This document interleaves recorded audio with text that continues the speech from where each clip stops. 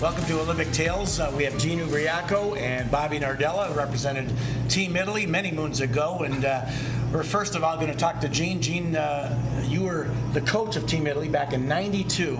I want you to tell us a little story on how that was approached. How did you get a team together? I know there's all sorts of different areas that you had to look at, North America, Italy, et cetera, but take us through that process. Well, I started with the team in October, and a good sideline is Herb Brooks was supposed to do the job, and I had met Herb years before, and he decided that he couldn't make it at the last minute. So I got a call from his agent and asked if I would go, and I went, and we had a little tournament with Canada. And after the tournament, we actually did pretty well. We had 3 games, and I think we lost 1 and tied the next 2. So and we only had the team for like 2 weeks. Wow. Canada had their team forever. You know, it used to be in Winnipeg. But anyway, so that's how I got there. And lo and behold, what happened is after that, they said, would I take the team? I would go to the World Tournament. And I said, sure, I'll take the team to the World Tournament. But I said, if we win, I want to go to the Olympics. Because it was coming up in '92 in Albertville. And lo and behold, we go to the World Tournament, and we win it. We won 7 games. Wow. Because that's the only way. We were relegated. Right. And the most important part was that Italy was hosting the '94 A group in Rome. And if they didn't get into the A division, it would have looked pretty bad. They didn't have a team in it. So we won, and it was quite a trip. Collections of players, though. How did you form a team? Where did they all come from? And Well, how did you get they were all playing in Italy.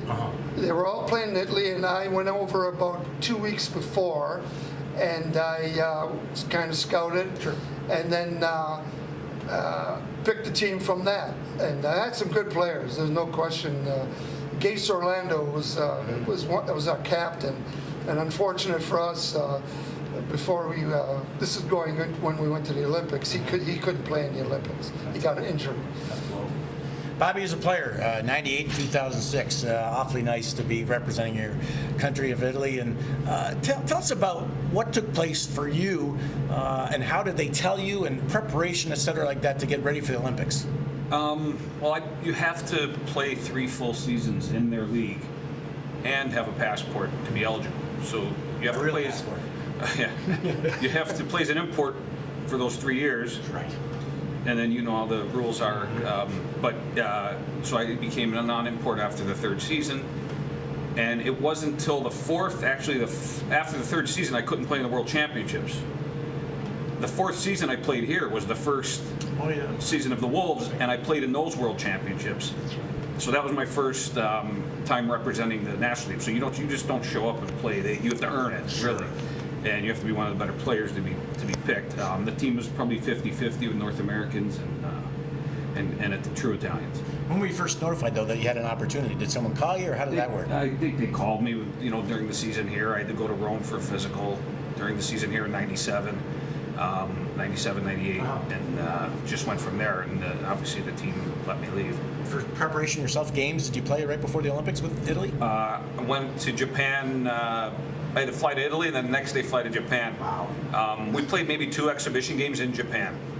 That's crazy. Gene, obviously chemistry is a huge part of playing in any sport. How did you get the guys to come together?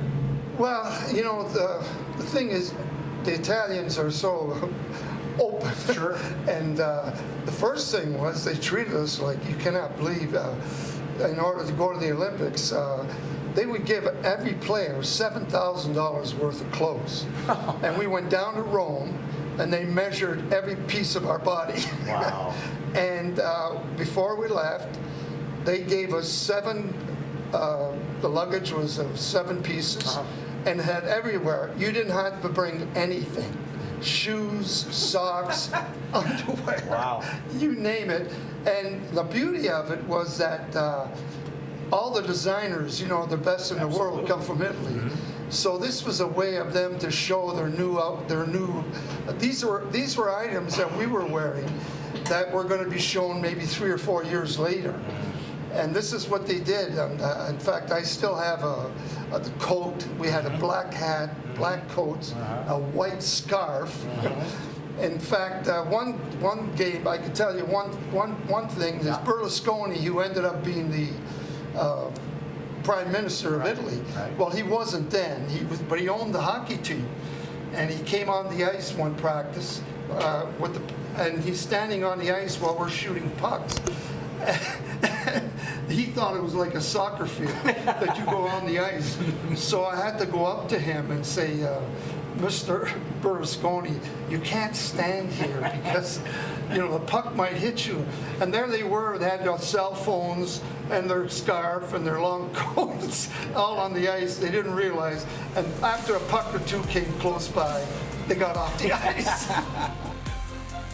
Stay tuned throughout the month of February for more Olympic tales with Gene Ubriaco and Bob Nardella.